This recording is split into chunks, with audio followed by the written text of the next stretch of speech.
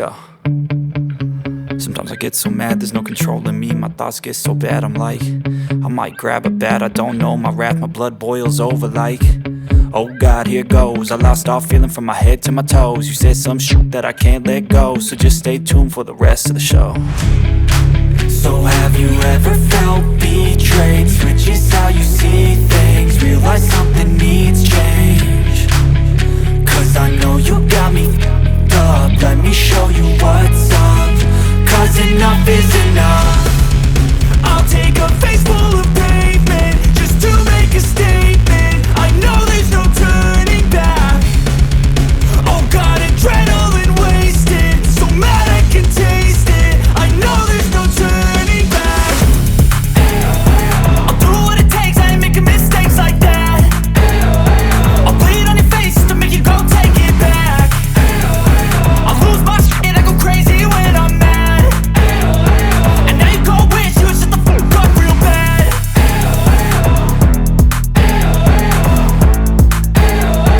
And now that I'm gone, yeah, I know there's no turning back.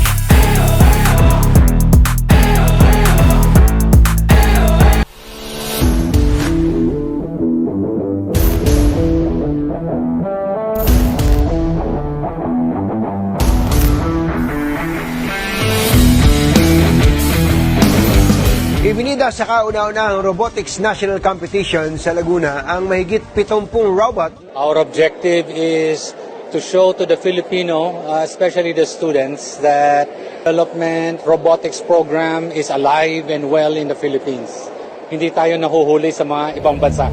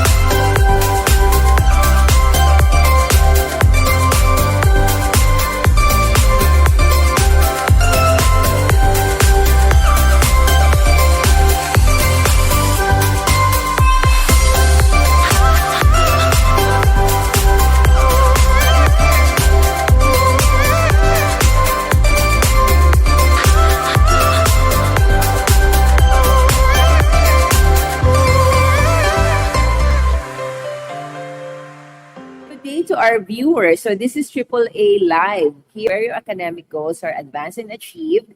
And of course, follow us in our channel, like, subscribe, and follow us at our Facebook and YouTube channels. So for today, we are being joined by Professor Darryl Macer. He is the president of the American University of Sovereign Nations, and he will be discussing with us his experiences as the head of this institution, as well as some of his experiences leading up to his field of study. So, good evening to you, Professor Darryl. Maybe you can give us some greetings to our viewers who are mostly stakeholders in the education sector, students, parents, administrators, faculty, and those who are all interested in the education sector. Welcome. Yeah, thank you, Kiora. It's wonderful to join you. I have visited the campus several times, and Yes. I grew up in New Zealand, and it's wonderful to share experience and encourage others to develop your Yes. skills and grow. Yes, thank you very much for giving us your valuable time for today. So maybe let's start from really when you were a young person, as you mentioned, because you actually grew up in New Zealand.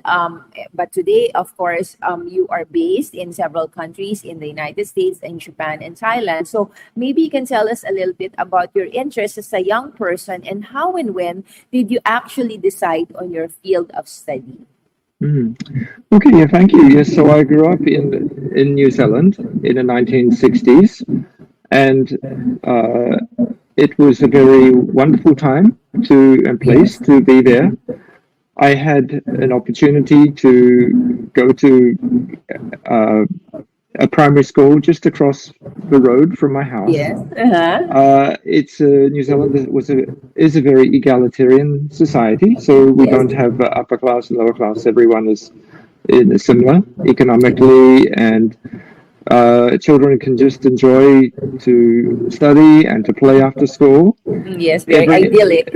Yeah, and a very safe place. We could walk Yes. around the streets. Usually, kids would go and visit their friend's house, just walk to school, Yes. and lots of grass and lots of empty space, playing in trees. So I think that love of nature was very important. Yes. I went through the school system in New Zealand and went to university in the University of Canterbury and Lincoln Yes. College. Mhm. I studied, at that time, I studied biochemistry. Yes. Probably when I was about, 10 or 11, we were watching often Jack Cousteau Yes. oceanography documentaries, and I love Yes. nature. So I wanted to be an oceanographer initially. Yeah, after watching that. Yes, and then I used to spend every weekend going fishing in the mountains with my father, who loved fishing, and my mother was an artist. So Yes. I loved watching birds and enjoying nature. Mhm. So I studied, in the end at university, I studied chemistry and biochemistry, Mhm. and I was very determined to become a scientist. Yes. So then I got a scholarship to go to Cambridge University in England, and Yes. so I did my PhD in Cambridge. Mhm. And it wasn't really, for me, this was an expectation, a normal thing, but I enjoyed university. I studied. I actually left school a year or two earlier to go straight to university. Our system provided flexibility to do that. Very well. But during the gap in the year between Yes. the New Zealand academic year and the British academic year, I had a chance I was actually traveled in Australia and tenting and visiting friends Yes. and also reading. And I was very involved in my church activities as well, leading Yes. youth work. But I read a book by Martin Luther King Jr. Called Yes. Strength to Love, and that really inspired me to work for social justice. Yes. And although I could have changed my field in Cambridge, I still decided to study biochemistry, but to move into this field of bridging science and society. And so that was my intention. So the day I finished my thesis in biochemistry, I moved to study books on bioethics and history of science and philosophy, and that's my field, bioethics, study of life and science. Yes. And so although we can reduce things to molecules in DNA, Yes. and I love to understand things, that scientific thinking was very useful. Yes. But Definitely the discipline. the discipline and the rigor, but the understanding the world what is life, what is love, what is the meaning of Yes. people getting together, and how we can help people. Mm-hmm. This was the bigger motivation. So I just learn every day of my life. I'm still a student, Yes. and I think this Lifelong learner. lifelong learner. So this love of learning is critical for us. But motivation. So that was sort of my early years. Um, Actually, for those who have to study hard, I feel really sorry. In my high school, I played tennis every day for 2 or 3 hours after school. I didn't study. Yes. I, but apparently you know, my parents thought they had to drag me out of my room to study, but I was Yes. enjoying my garden, my sports, Yes. and everything. So I think this balanced approach is very good. I feel really sorry for kids who have to uh, think they have to study in exams. I don't think this is the best way to develop, and I think our education system has many challenges for the creativity.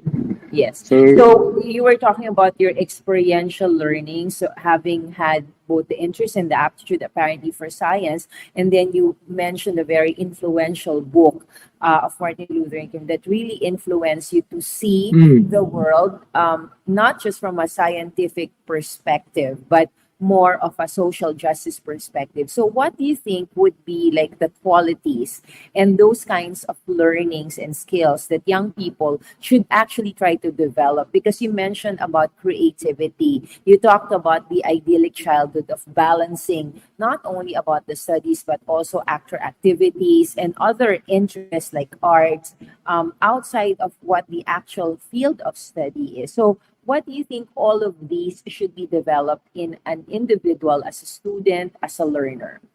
I think we need to encourage people to do what they're passionate about.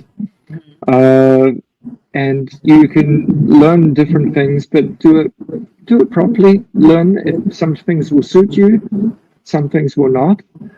Some people are good at climbing trees. Some Yes. people are good at fishing. Some people are good at reading books. Some people are good at art or There's always singing. an inclination Yeah, and aptitude. yeah.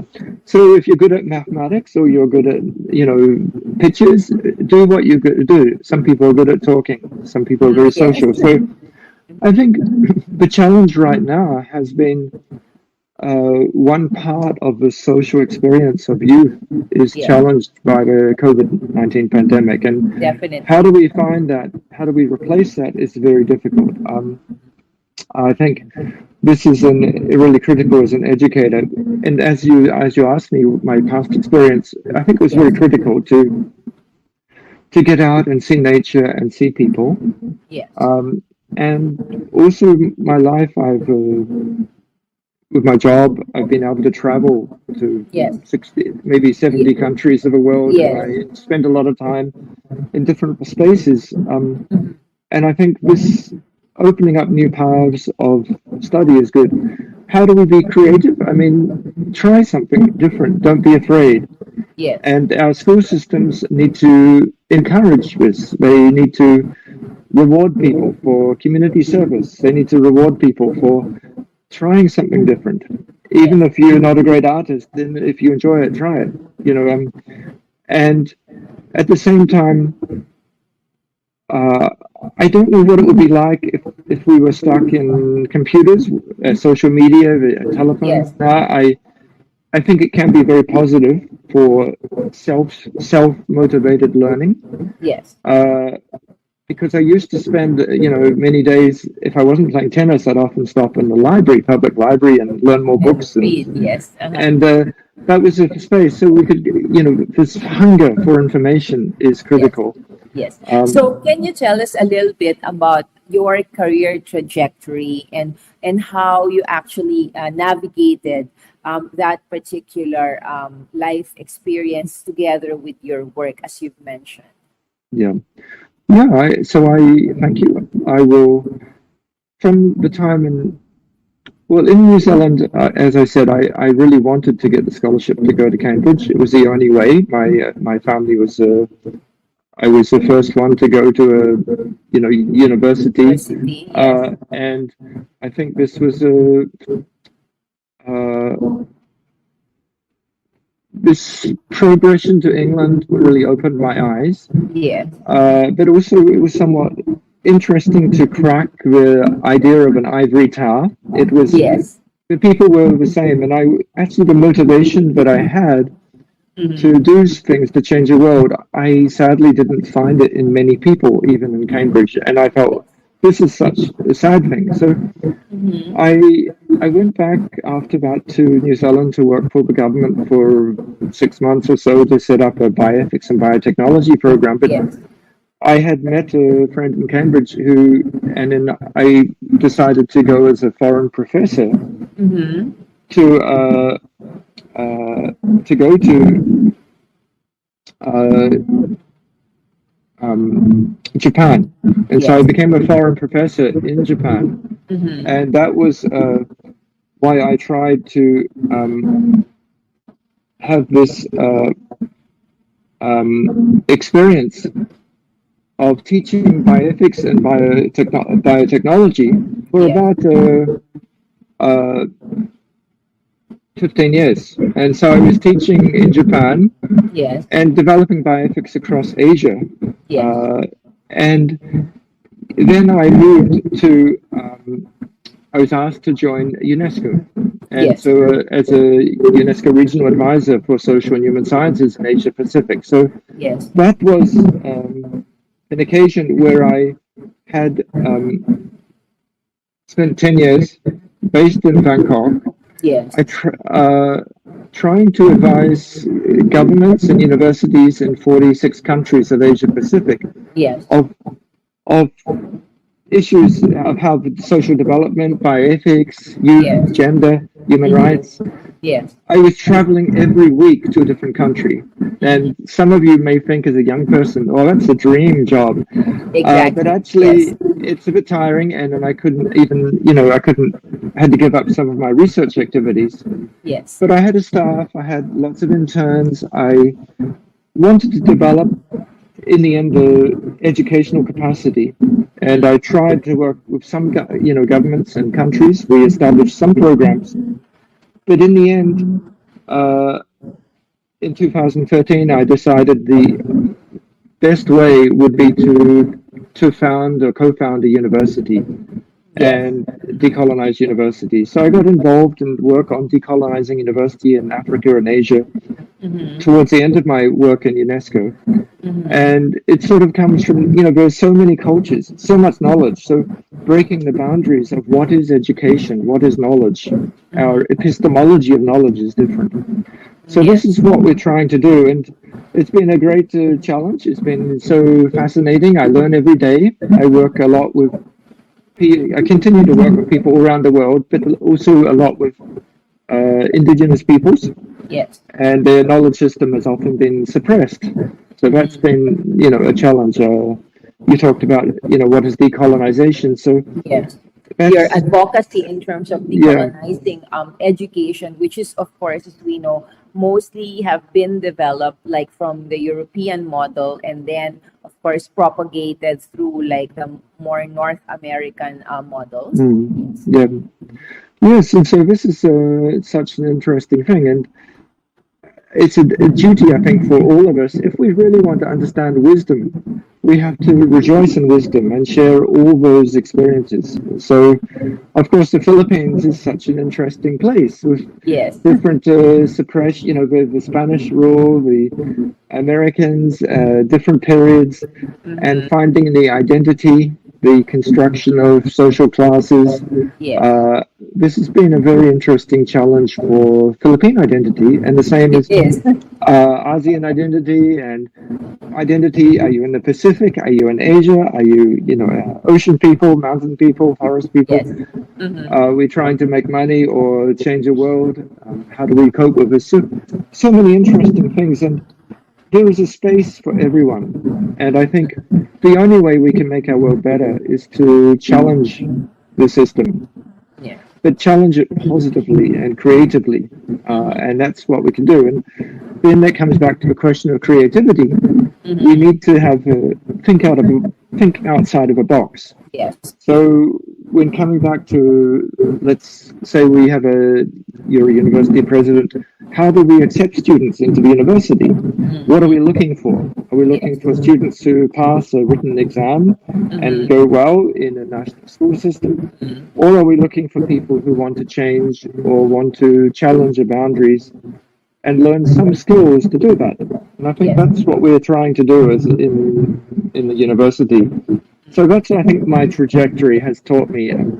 So this transformative element that you mentioned about, actually it's an advocacy because there is an existing mainstream model of education, right? And so what do you think would be your advice to young people? Because now we're in the field of education, which is transformative field. What would be your advice to young people in terms of like developing themselves both personally and professionally so that it is possible for them to derive meaning from what they will eventually be doing? Because in the end, each person's life is unique to his own. Yeah, I think you need to not be afraid to make mistakes, Yes. to be yourself. I was once told, so where I did my PhD, we had 7 Nobel Prize winners. It was Yes. a dream, the home of molecular biology in Cambridge. And Yes. so in my lab, and I always remember, some of my mentors saying, be bold and then suggest something. Nobody's going to remember you if you don't suggest something new, and you're not going to have innovation and creativity. So and then there's sometimes, so for example, if you're answering an exam, Yes. you can regurgitate the textbook, and Yes. maybe that will give you a solid remark. But sometimes Exactly.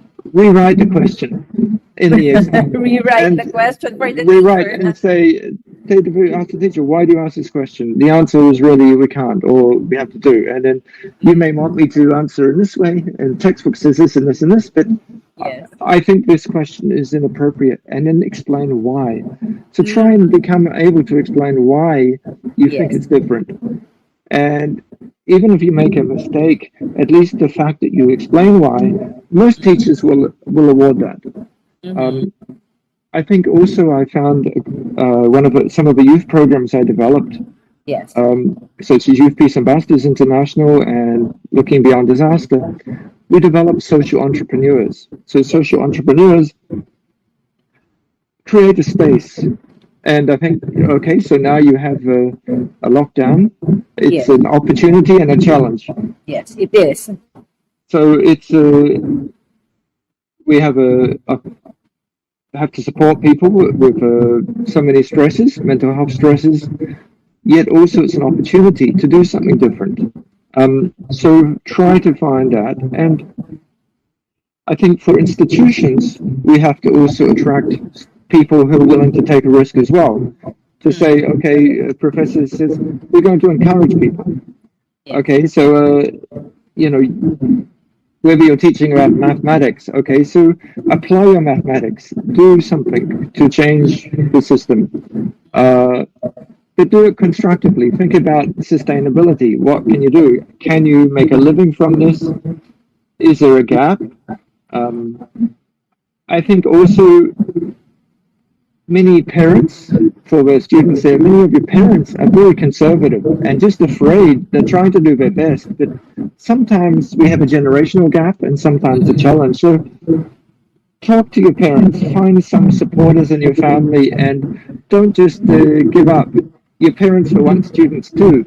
Your parents were once young and they once had a vision to change, and they're just trying to be sometimes conservative. So they're just worried about economic survival. But there are different models. And so trying to find this and getting the supporters, the partnership, As develop. you know, yeah, Yeah. as you were talking about like innovation in the last 10 years, most especially in the Philippines, we have been undergoing a sort of education revolution in that we're really shifting systems and really encountering firsthand the different initiatives and reforms. So how then do you make sense of all of these?